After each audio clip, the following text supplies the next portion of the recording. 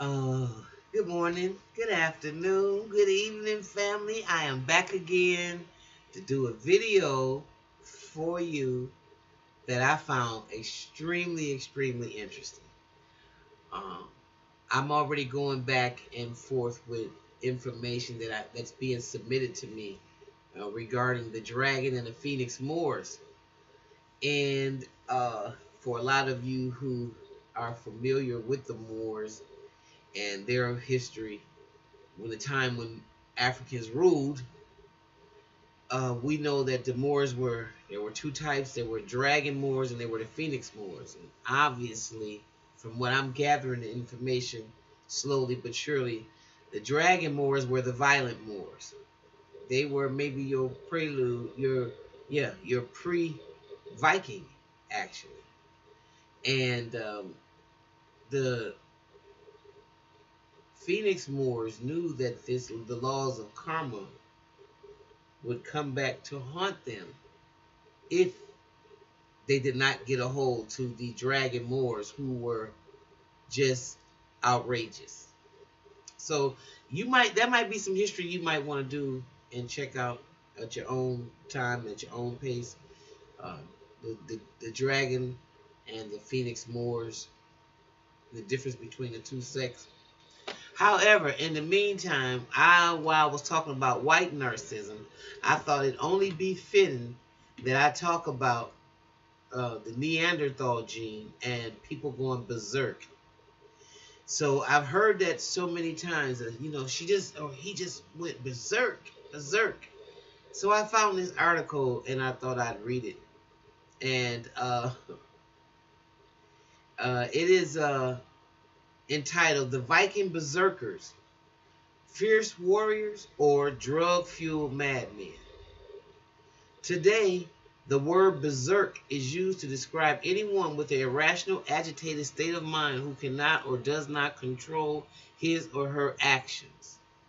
The meaning of the word originates with the Viking berserkers, the fierce warriors who were known for battling in an uncontrollable, trance-like fury and were alleged to be able to perform seemingly impossible human feats of strength.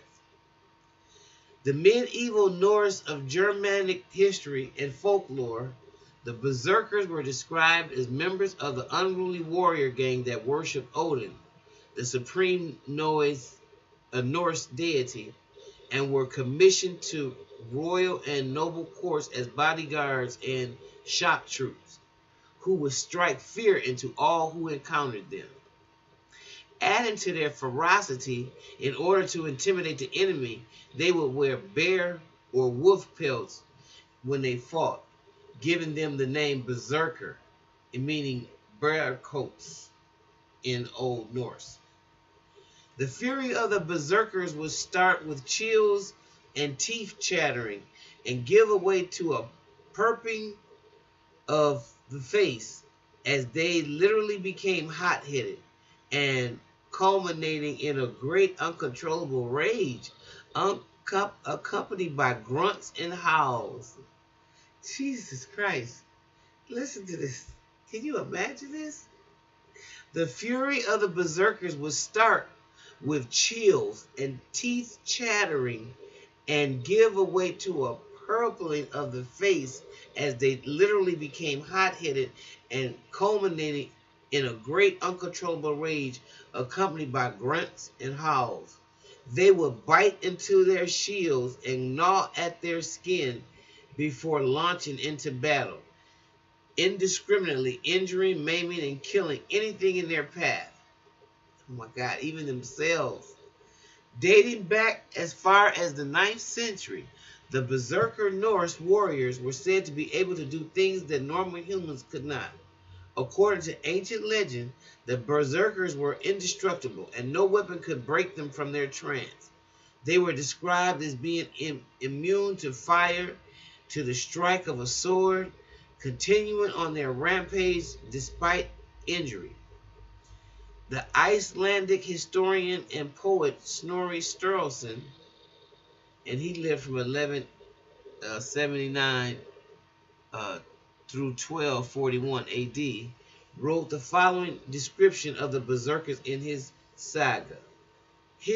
Odin's men rushed forwards without armor, were as mad as dogs or wolves, bit their shields, and were strong as bears and wild oxen, and killed people at a blow, but neither fire nor iron told upon them.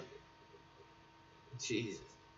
It is believed that this account is partially true and that their trance-like state actually prevented them from feeling any pain until after the battle. While some researchers believe that the Beserkers simply worked themselves into a self-induced frenzy hysteria before fighting, others maintain that it was some sort of sorcery, a consumption of drugs or alcohol, or even mental illness. That accounted for that accounted for their strange behavior. Let me repeat that.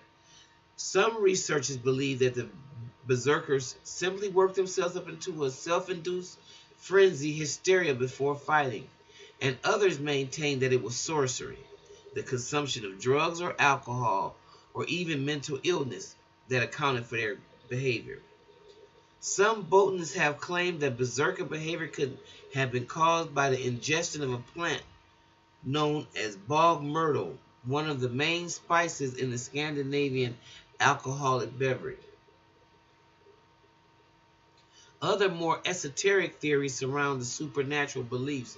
For instance, some scholars have claimed that the Vikings believed in spirit possession and that the Berserkers were possessed by animal spirits of wolves and bears. According to some theorists, Berserkers learned to cultivate the ability to allow animal spirits to take over their bodies during a fight, an example of animal totemism, and that also involved drinking the blood of the animal that they wished to be possessed by. This is the behavior of the Berserkers.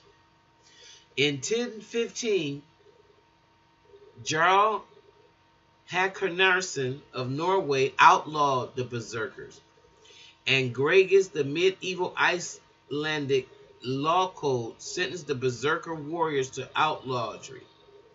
By the 12th century, organized Berserker warriors had been completely disbanded.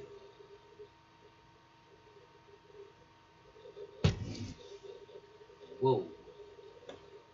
All right. So every time you use that word berserk, remember the real berserkers. All right. All right. Ah, boy. I'm going to go, y'all. If you like what you hear, please like and subscribe. And I'll see you next time in the mental house. Bye-bye.